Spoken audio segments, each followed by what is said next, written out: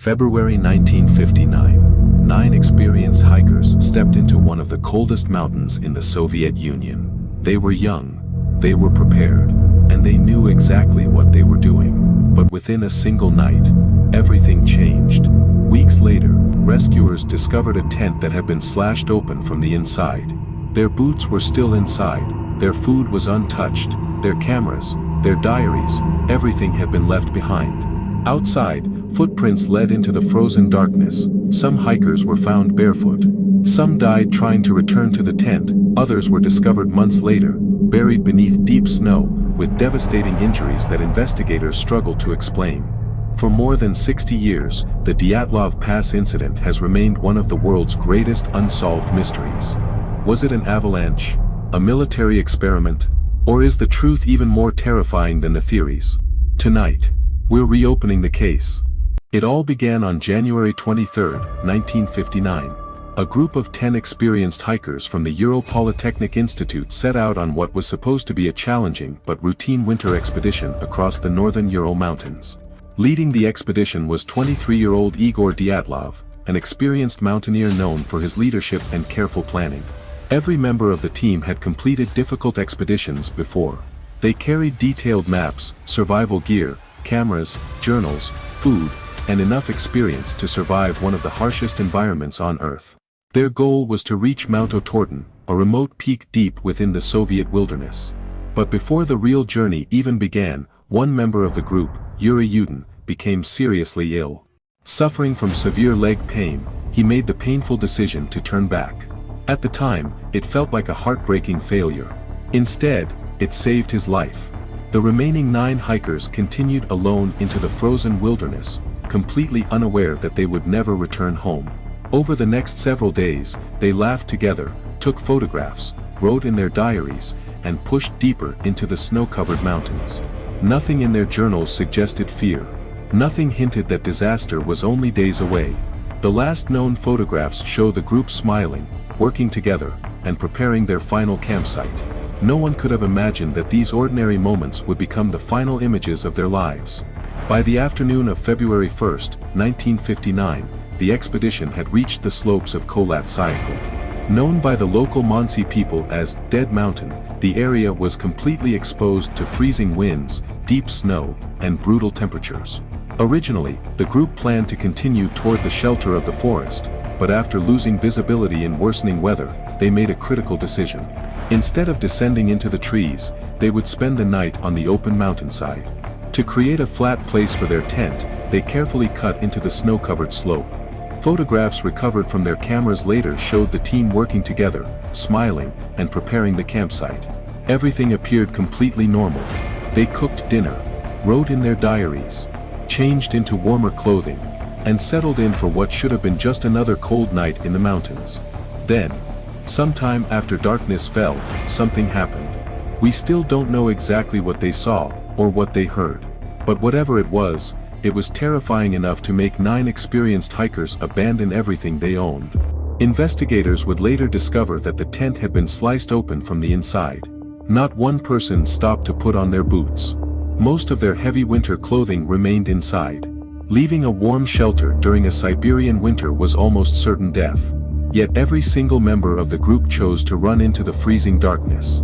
The question is, what could possibly frighten experienced hikers more than the deadly cold waiting outside? For more than 2 weeks, no one heard from the expedition. At first, friends and family believed the group had simply been delayed by the harsh winter conditions, but as the days passed, concern quickly turned into fear. On February 20th, a search and rescue operation was finally launched. Rescue teams followed the group's planned route through the frozen wilderness. 6 days later, they found the tent. What they discovered raised more questions than answers. The tent was partially buried in snow. Its entrance was still closed. But the side of the tent had been cut open from the inside. Everything was exactly where it should have been. Backpacks, food, maps, diaries, cameras, even most of the hikers' boots and heavy winter clothing remained untouched. Outside the tent, investigators found a line of footprints leading downhill toward a nearby forest. Some prints belonged to people wearing only socks. Others appeared to be barefoot. There were no signs of panic in the tracks, no evidence of a struggle. About a mile away, beneath a massive cedar tree, rescuers made another horrifying discovery. The first two bodies lay beside the remains of a small campfire. Nearby branches had been broken several meters above the ground, suggesting that someone had desperately climbed the tree, possibly searching for the missing tent or watching for something in the darkness. Then came an even stranger discovery. 3 more bodies were found scattered between the cedar tree and the campsite. Their position suggested they had been trying to make it back to the tent, but the mountain never let them return. The mystery only grew darker. After finding the first 5 victims, investigators believed they understood what had happened. They assumed the group had simply frozen to death, but 4 members were still missing. The search continued for weeks. Winter slowly gave way to spring, and as the snow began to melt, the final 4 bodies were finally discovered. They were buried beneath nearly 4 meters of snow inside a narrow ravine, hidden from sight for months. Unlike the first victims, these hikers had suffered horrifying injuries.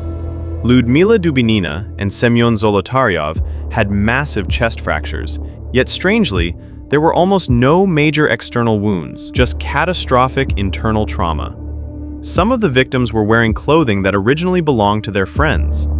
It appeared the survivors had removed warm clothes from those who had already died, desperately trying to stay alive in the freezing cold.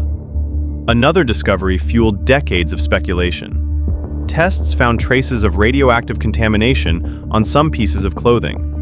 One victim, Lyudmila Dubinina, was missing her tongue. 2 others had severe damage to their eyes and parts of their faces. To many people, these details sounded impossible to explain. Rumors spread across the Soviet Union. Some claimed the hikers had witnessed a secret military experiment. Others believed they had encountered something not human. But decades later, forensic experts would offer a far less mysterious explanation. Most of the missing soft tissue was likely caused after death by natural decomposition. The radiation, while real, was limited to a small number of clothing items. Even so, one question still remained. What forced 9 experienced hikers to leave the safety of their tent in the first place? Modern scientists revisited the case using satellite data, weather analysis, terrain mapping, and advanced avalanche simulations. Their findings pointed toward a far more realistic explanation. When the hikers dug into the mountainside to pitch their tent, they may have unknowingly weakened the snow above them. Over the next several hours, strong winds continued to pile heavy snow onto the slope. Then, sometime during the night, a small snow slab may have suddenly shifted. It wasn't a massive avalanche. It didn't need to be. Even the fear of a larger collapse could have been enough to force the group to leave the tent immediately. Believing they would return in just a few minutes, they rushed into the darkness without their boots or heavy winter clothing.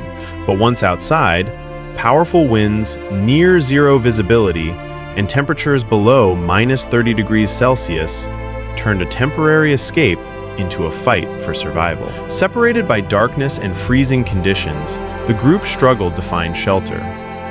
Some tried to build a fire beneath the cedar tree. Others attempted to return to the tent.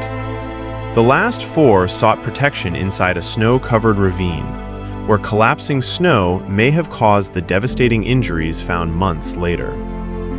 Today, this explanation is considered the strongest by many researchers.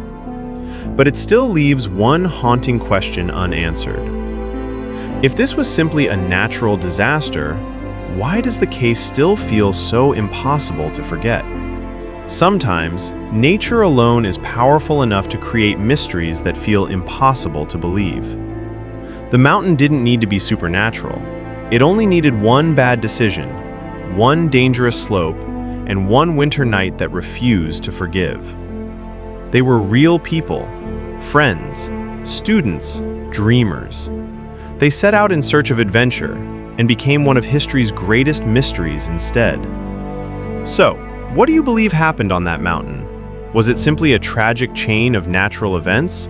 Or is there still one missing piece of the puzzle waiting to be discovered?